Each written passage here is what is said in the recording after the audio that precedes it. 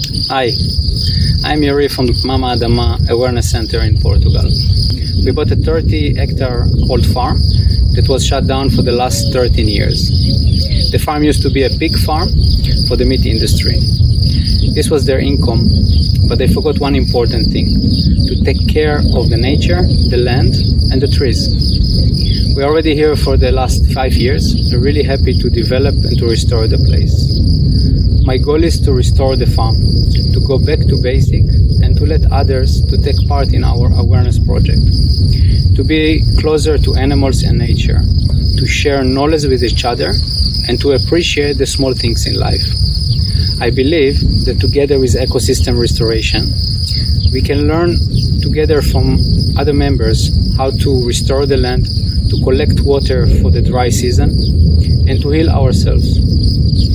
To come closer by others by working together in nature. And the most important thing, to leave a better world behind us. Hopefully, you can join us in the near future. One love.